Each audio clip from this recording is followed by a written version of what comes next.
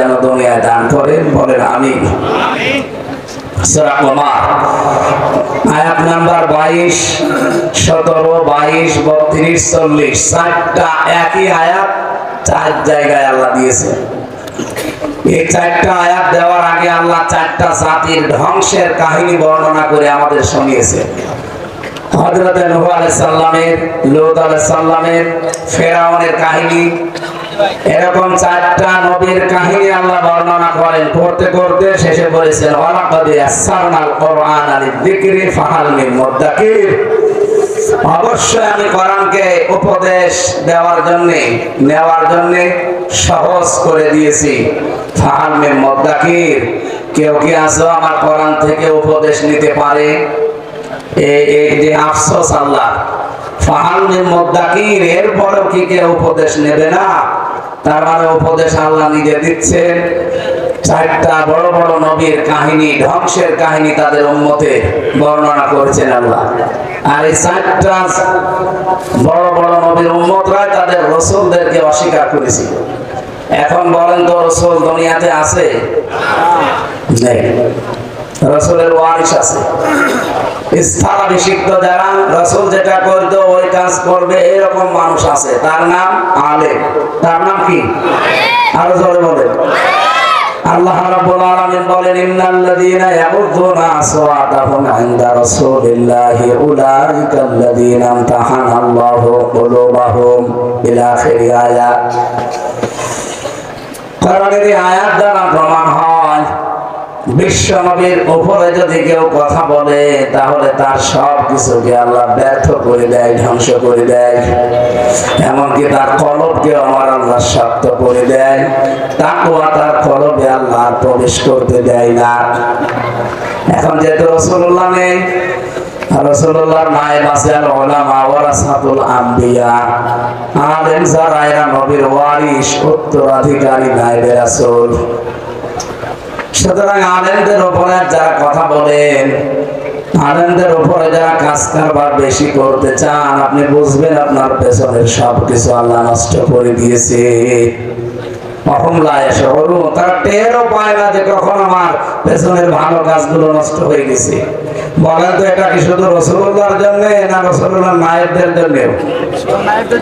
এই চাঁপাইনবাবগঞ্জের যে লোকটা হারুন সাহেব, হারুনার বউ, যা আরম্ভ করেছে আগস্টের 5 তারিখের পর থেকে, এই গত 3 দিন থেকে এটা এখন প্রমাণ পাওয়া যাচ্ছে কেন তারা এই কথাগুলো বলে। আপনি বাস্তবতা বোঝা লাগবে ভাই, আন্দাজে রাগ করেন না। আগস্টের 5 তারিখের আগে তার কথাবার্তারা, আর আগস্টের 5 থেকে 6.5 মাস তার আর তার বড় কথাবার্তারা আপনি দেখেছেন, সবগুলো ইসলামের বিরুদ্ধে, আলেমের বিরুদ্ধে। কেন আপনি এই কথা আরম্ভ করলেন? এর আগে করেননি কেন? এই 3 দিনে যে গোপন তথ্যগুলো এখন বের হচ্ছে, এই যে যারা বলেন যে তাড়াতাড়ি করে নির্বাচন দেওয়াই লাগবে, আর ভাই নির্বাচন তো মাস্ট বি হবে, দেওয়াও লাগবে, কিন্তু পরিবেশ লাগবে না। এখনো পর্যন্ত 1628টা চেয়ারে যারা বসেছিল 100 জনের 90 জন থানায় বসে আছে। তাদেরকে সংস্কার না করে, না পাল্টে আপনি দেবেন, ওই মানুষগুলো আবার দিনের ভোট রাতে করে দেবে। ভোটের অধিকার, ভাগের অধিকার প্রতিষ্ঠিত করার জন্য 2732 জন মানুষ জীবন দিল। 44,000, কত?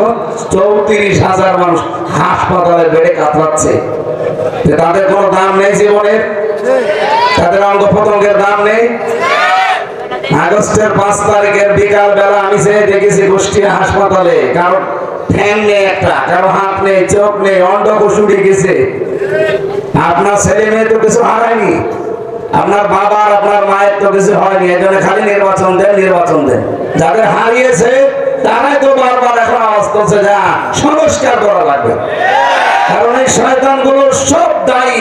হাসিনা বারবার বলছে না যে আমারই দোষ, আর আমার আশপাশে ছিল তাদের দোষ নেই, আর আমার বোন রেহেনা যে এত টাকা কামাই করলো তার কোনো দোষ নেই। আসলেও তো মহিলাকে একা দোষী, ওর সাথে যা ছিল ওই আন্ডা বাচ্চা, যারা চামচা, সবগুলো দায়। খালি হাসিনারে একা গালি দেওয়া হয় না, ওনারে একা গালি দেওয়া ঠিক না, যদিও হুকুমের আসামি উনি সব, কিন্তু বাকি যারা হুকুম তামিল করে আমাদের এই বিপদে ফেলে দিয়েছে দোষ তো তাদেরও আছে।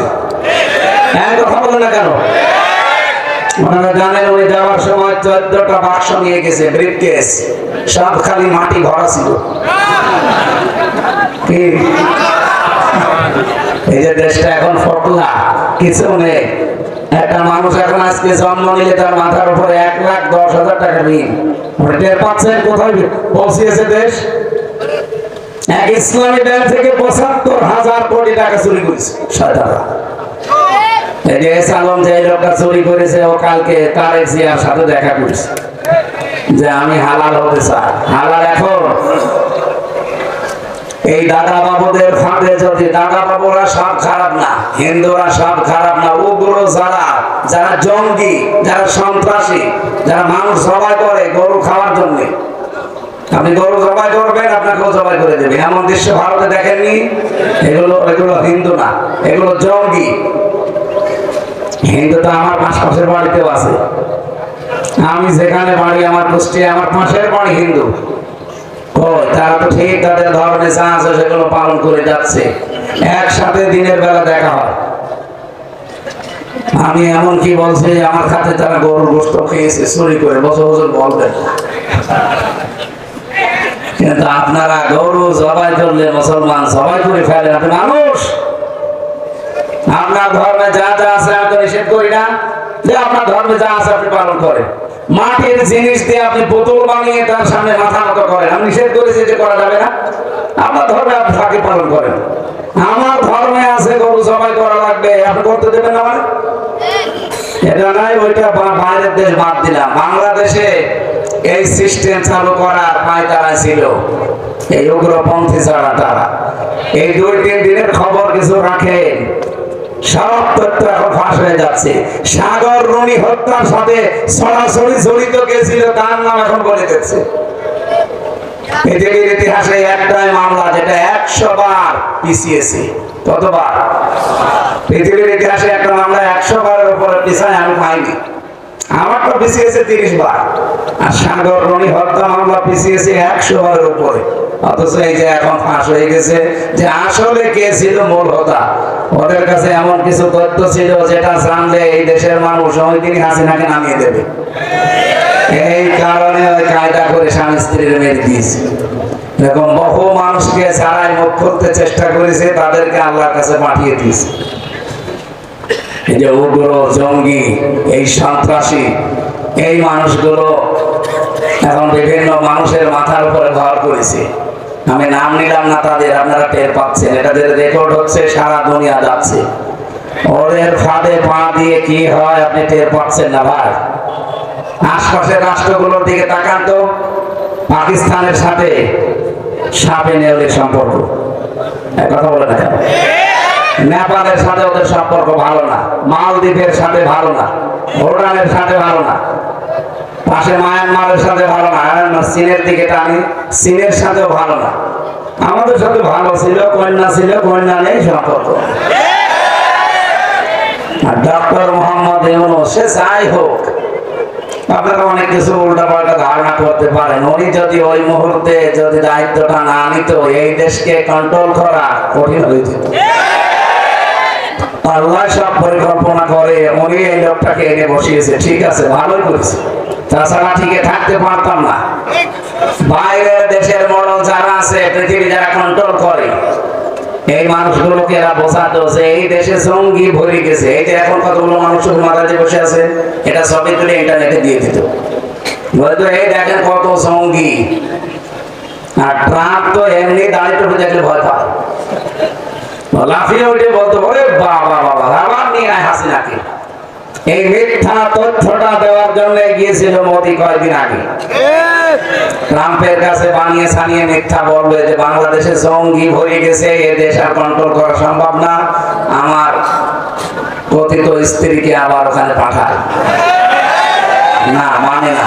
ট্রাম্প বলছে কিসের কি, আপনার ব্যাপার, হাসিনার ব্যাপার, ওই নিয়ে আমার কাছে কোনো কথা বলবেন না। মোদি দেখছে যে আসলাম কোথায় গো, বাড়া ভাতে লবণ দিতেছে। আমরা স্পষ্ট বলতে চাচ্ছি এদেশে কারো কর্তৃত্ব আর চলবে না। সে ভারত বলেন, পাকিস্তান বলেন, চীন বলেন, তুরস্ক বলেন না, আমরা চলবো আমাদের নিজেদের মতো। কথা বলেন না কেন? ৯৬% মুসলমান আমরা এখানে বাস করি। ৯৬% মুসলমান যা চাবে এই দেশে তাই হবে। কি কথা বলেন? অন্যান্য যারা আছেন ৪-৫ ভাগ আপনারা